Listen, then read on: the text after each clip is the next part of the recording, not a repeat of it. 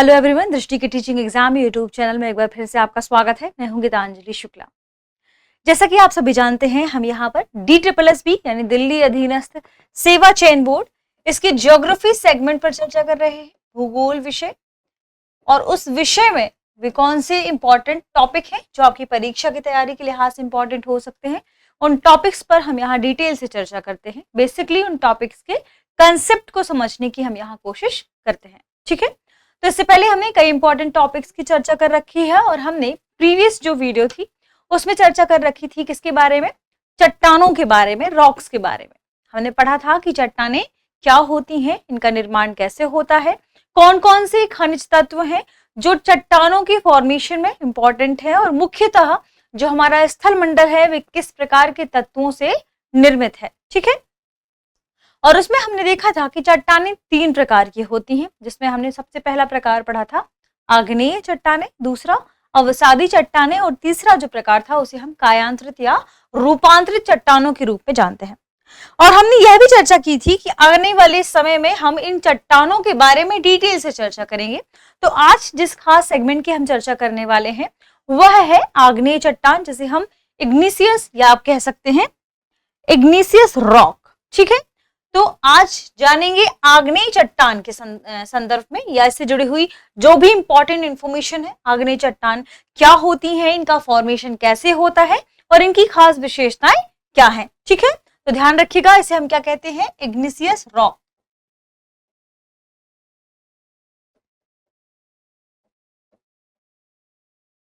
ठीक है, रॉक्स।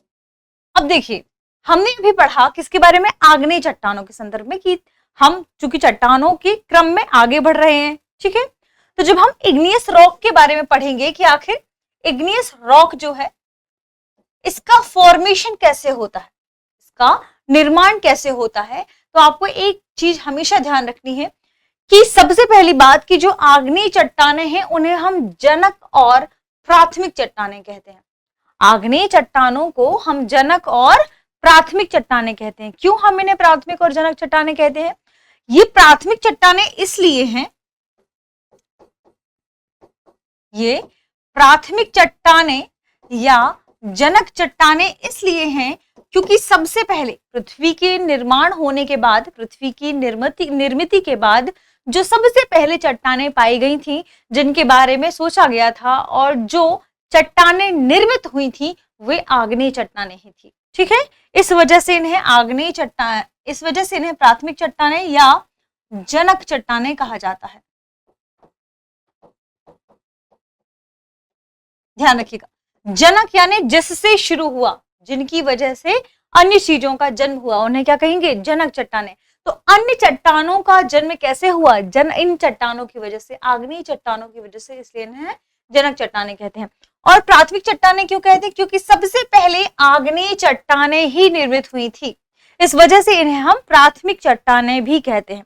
यानी आप क्या कह सकते हैं कि पृथ्वी की उत्पत्ति के बाद, जब पृथ्वी की उत्पत्ति हुई तो पृथ्वी की उत्पत्ति के पश्चात जो चट्टानें सर्वप्रथम या सबसे पहले पाई गई, जिन चट्टानों का निर्माण सबसे पहले हुआ था, वे कौन सी चट्टानें हैं, वे आग्नेय चट्टानें हैं। वे आग्नेय चट्टानें हैं, वे इग्नियस रॉक है। ध्यान रखिएगा, इग्नियस ना कि इग्निशियस, आपको ध्यान रखना है। वैसे स्पेलिंग सही है लेकिन फिर भी और क्लियर लिख देते हैं, इग्नियस। ठीक है, अब इग्नियस रॉक आखिर होती क्या है, आग्नेय चट्टानें आखिर है क्या?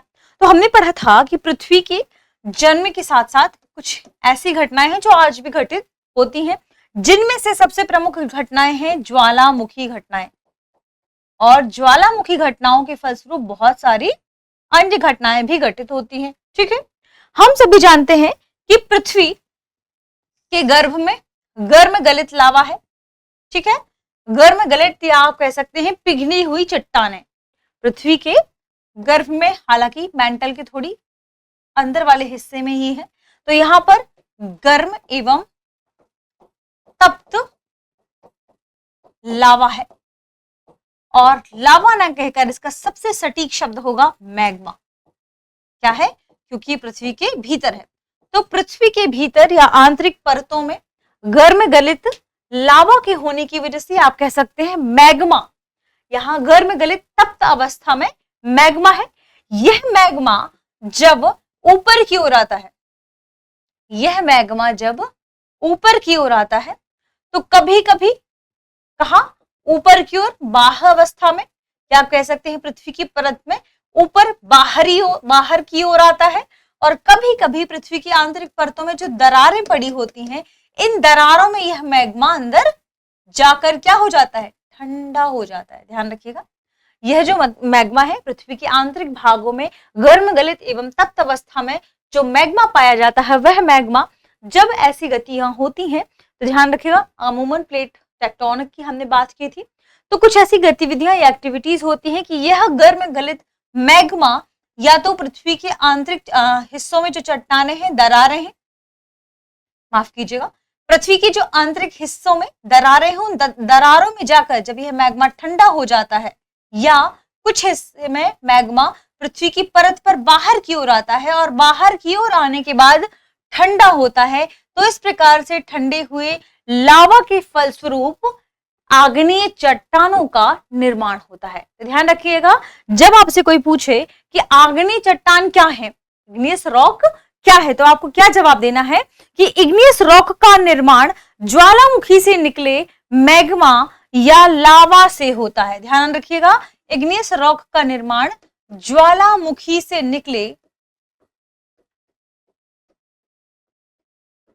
निकले मैग्मा या लावा के ठंडे होने से होता है, या इसके ठंडे होने से हमें आग्नेय रॉक या आग्नेय चट्टानें प्राप्त होती हैं। तो ध्यान रखिएगा, ये किसके फलस्वरूप निर्मित हुई है, आग्नेय चट्टानों का निर्माण ज्वालामुखी क्रिया के फलस्वरूप हुआ है। तो ज्वालामुखी से निकली मैग्मा या लावा से इस प्रकार की चट्टानों का निर्माण होता है। अब ध्यान क्या रखना है आपको कि पृथ्वी के आंतरिक हिस्सों में, पृथ्वी के अंदर या पृथ्वी के भीतर जो गर्म तप्त अवस्था में तरल मैग्मा होता है, यह तरल मैग्मा जब बाहर की ओर, ध्यान रखिएगा, इसी प्रक्रिया के फलस्वरूप जब ये मैग्मा दरारों में या तो अंदर ही पृथ्वी के आंतरिक हिस्सों में ही दरारों में जमकर ठंडा हो जाता है या बाहर की ओर आकर ठंडा हो जाता है, तो आग्नेय रॉक्स या आग्नेय चट्टानों का निर्माण या फॉर्मेशन होता है। ये ध्यान रखना है आपको कि पृथ्वी की आंतरिक परतों में कई जगह पर दरारें पाई जाती हैं और इन्हीं दरारों में यह मैग्मा ठंडा होता है। ठीक है, आपसे पिछले एक क्लास में मैंने पूछा था कि आपको यह बताना है कि मैग्मा और लावा में अंतर क्या है। ठीक है, तो जो बच्चे आज नए हैं वो भी इस बारे में बताएं जरूर कि मैग्मा और लावा में क्या अंतर है, फिर हम अगली क्लास में इसके बारे में चर्चा करेंगे कि इनमें डिफरेंस क्या है। ठीक है, तो इस प्रकार से जो चट्टान निर्मित हुई उन्हें हमने आग्नेय चट्टान कह दिया। अब आग्नेय चट्टानों की खास विशेषताएं क्या हैं, देखिए, जिसमें आप सबसे पहली विशेषता लिख सकते हैं कि देखिए, चूंकि ये चट्टानें कहां पर है, पृथ्वी के भीतर आंतरिक परतों में है, गर्म तप्त अवस्था में है, तरल है। ठीक है, लेकिन बाद में ये बाहर की ओर आकर ठंडी हो जाती है और ठंडी होने के फलस्वरूप एक नई चट्टान का फॉर्मेशन होता है। तो ये पृथ्वी के आंतरिक हिस्सों में है, इसका मतलब क्या है कि, और सबसे बड़ी बात कि यह क्या है, गर्म और तप्त अवस्था में है, यानी इसमें जितने भी जीवाश्म होंगे वे क्या हो गए होंगे, जल गए होंगे। तो इस प्रकार की चट्टानों में या आग्नेय चट्टानों में जीवाश्म नहीं पाए जाते।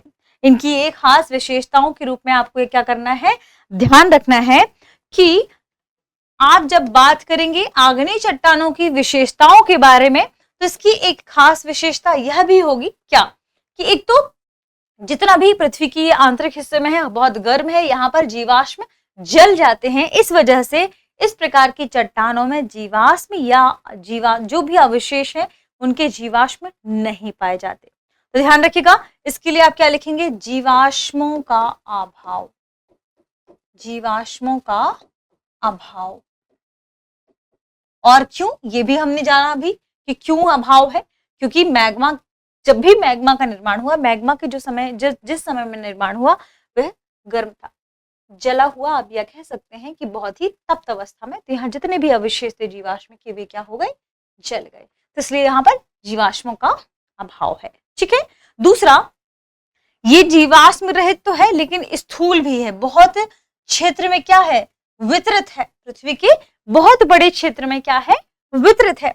तो आग्नेय चट्टान के बारे में क्या कहेंगे कि यह एक तो स्थूल है, दूसरी बात यह कि यह परत रहित है। इस चट्टानों में परतें नहीं है, तो ध्यान रखिएगा इन चट्टानों की एक खास विशेषता है कि यह परत रहित है और साथ ही स्थूल है, बहुत दूर तक, बहुत क्षेत्र में क्या है, फैली हुई है। ठीक है, तो ये भी इसकी एक खास विशेषता है। आग्नेय चट्टान के बारे में एक और खास इंफॉर्मेशन ध्यान रखिएगा, ये कठोर चट्टानें होती हैं, ये कठोर चट्टानें होती हैं।